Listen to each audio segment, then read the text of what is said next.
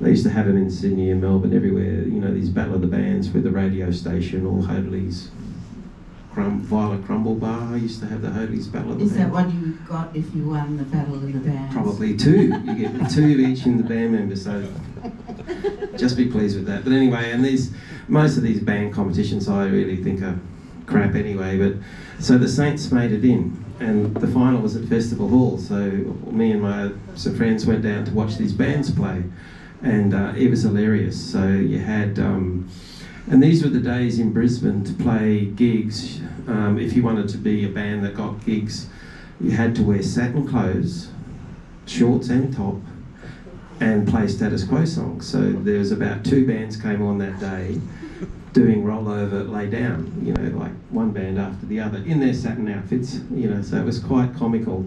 And then the Saints hit the stage, and talk about a revolution. So they were dressed not like anybody else. They all had lit cigarettes, so there was 4 little red lights walking around on stage. And Chris's hair was like that, and he'd flick it back and it'd be back there in a flash. The whole set, and it was quite funny, and they were really good. They played Stranded and a couple of other songs, and I thought, fuck, these guys are good. You mind your language, this is a bit more sophisticated in Melbourne. Yeah, I apologise, I'm a ruffian, so... The elderly are here. The elderly, oh God, I'm in trouble now. So anyway, that was probably a good snapshot of the Brisbane scene, and the Saints were great, and Stranded came out not too long after that. They recorded the single, and the rest is history, of course. So Brisbane musically was like that. So for us undesirables, we played halls. That hall on the right, that gig, that is called the Heaper Hall at West End in Brisbane, which is South Brisbane, if you know Brisbane, south of the river. In those days, that was an area you wouldn't walk around at night. You'll get attacked. You know, it was not a good area. That particular gig was one of the worst gigs I've ever played. People were jumping up behind the stage, pissing behind your ramps on stage. Riot. People or men? Men. Yes, men. So we packed up, and there was the band that played before us was a band called the Disposable Fits, and the singer was a heroin addict, surprise, surprise, and he got up and was yelling into the mics, going, just, you know, and so they're taking the mics away from him. So we were trying to play songs, we had no mics left, so we just, guys pissing behind the amps, people running all over the stage, no microphones, absolute chaos. We just packed up and got out of there. Surprisingly, the police didn't arrive that night. Did the police often arrive at these gigs? Like, was that kind of standard procedure that they'd come and try and bust up the gig or whatever, stop you playing? Yes. Yeah, and were you scared then? Was it a scary thing? Yes, it depends who you were. There were some people who would go like that to the police. I wasn't one of them, but they were pretty, you know, treat you like shit, basically. Yeah. Yeah. There's one gig I went to, was in a hall, and I think Razor were the top band and organised it. And so we're there with their friends, just sitting around the hall, watching the bands play, nothing too exciting. The cops walked in with the dogs, Alsatian dogs, shut the whole thing down, everybody out, and a friend of mine who was waiting for us to get out so we could drive him home. Cop said to him, "Move on." And he says, "I'm waiting for my friends." In the back of the van, trumped up charge, swore at the police. I won't swear, I won't say what the charge was. But yeah, the answer is yes. Yeah. So they get fined and you could get locked up, or you could get beaten up by the police, maybe? All of the above, or one of the above. Okay. So yes, to the Watch House in Brisbane.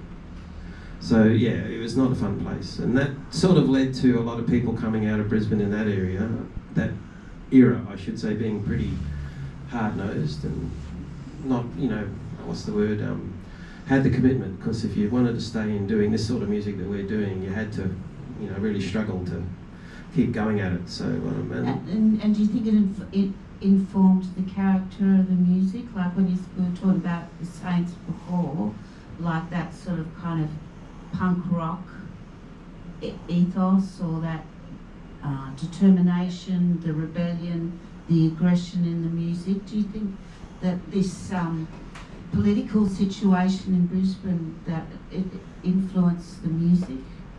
Yes, I do. Yeah. I think so. And the Saints even had songs about that, you know, Brisbane. What's it? Security. City. Yeah. It did. It certainly did. And It was violent. I remember when I moved to Sydney in 1978, and From where? Where? from Brisbane. Okay. Yeah. So there was no gigs left to play, you know. And not only were the police violent, half the punks were violent. I mean, you get beaten up. So you know, it was much more violent than you know what you thought. And that place is the Curry House, and that's the X-Men playing at the Curry House. But anyway, there was no gigs left. Even if a pub gave us a chance, these violent punks would come in and smash the place up. So that was the end of that gig. You couldn't go back there. So this is what it was like. And when I got to Sydney, and I'm sure Sydney had its violent elements, it was much more fashion conscious than Brisbane. And you know, which was interesting to me. So I didn't see the violence in Sydney that I saw in Brisbane. Well, I grew up in Melbourne, and How was Melbourne? Melbourne, well, we've always been very fashionable here, haven't we? So, yeah, black, and more black. I don't recall it being violent, though. It was certainly politically, it was. What was happening in Brisbane was totally unique in Australia in a way. In terms of that kind of repression Well, the closest and thing, fear. exactly, the closest thing that I can put it to is communist Russia. You know, where they were trying to stamp you out. You know, Yeah. the police were over the top. You know, and it was really that sort of attitude. And yeah. Yeah. So Melbourne, I think we were much freer here, and then Sydney was the same. Although when I grew up in Melbourne, I left Melbourne, went to Sydney, and to me Sydney was like just this kind of cosmopolitan mecca with so many people from other cities around Australia gravitated towards Sydney at that time. I think that's true. When I went down to Sydney, I remember going out and going through all these pubs in Paddington and then into Oxford Street and French's and all these places, and there's bands on. Yeah. And they're all playing something interesting. Even in the pubs, there'd be a duo on acoustic guitar. They're not playing the top 40, they're playing something interesting. And it was like, wow, this is different. Yeah. Next slide, please. That's just more of the X-Men. Next slide, please. Can I ask one question? Sure. So that place in West End on Boundary Street, Yeah. is it still there? No, I don't think so. It's What was it? a Heaper Hall. A Heaper Hall. A-P-H-I-A, something They like didn't that. replace it, or? No, it's all modern buildings. Oh, right. So South Brisbane now, West End, South Brisbane is really, that's trendy now. Oh, right. Okay. Because then it used to be where the down and out Aboriginals would hang out and all this So sort of it's all stuff. like gentrified now and Correct. corporate. Exactly right. Musgrave Park Yeah, Musgrave Park.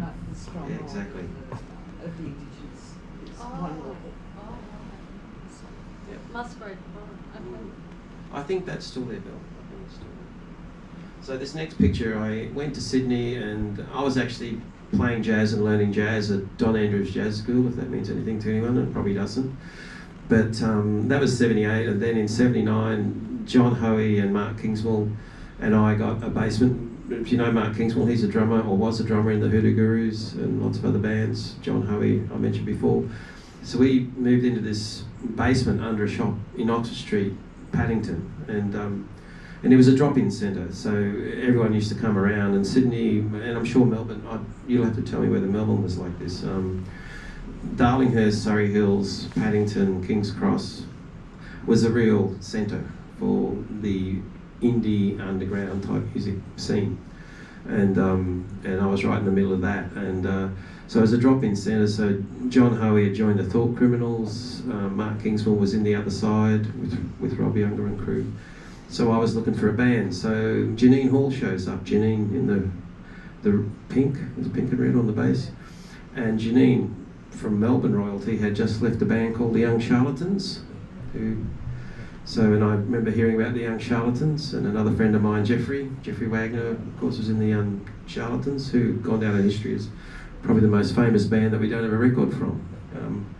So anyway, Janine and I said, oh, well, let's get a band together. Yeah, sure. So me thinking, and Sydney was deadly serious at that point. Everyone was very, serious about their music. And So, oh, sorry, you'll have to tell me about Melbourne in a sec. So we just got this band together, and she wanted to do the opposite of what I thought, which was Gene Vincent and Elvis Presley and all this sort of stuff. And I'm thinking, my God. But what a turning point that was. You know, everybody loved us, and that band got me the gig in the Saints. So tell me, how was Melbourne in 1979? Well, I was actually living in Sydney. Oh, really? Yeah. So I don't really know what was going on. Bruce Butler might be able to answer. Well, I found Melbourne quite different to what was going on in Sydney.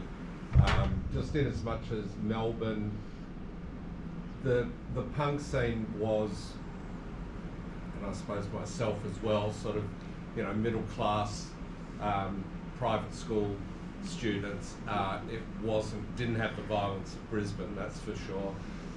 Also, where I found Sydney far more rock orientated, I found Melbourne in '79 far more experimental. And you mentioned people like Young Charlatans, definitely, but also Models and, you know, a lot of the other bands that were going on around that time. It was it was a big scene too, where there were so many venues, bands could play 5 nights a week just in and around Melbourne, and often did.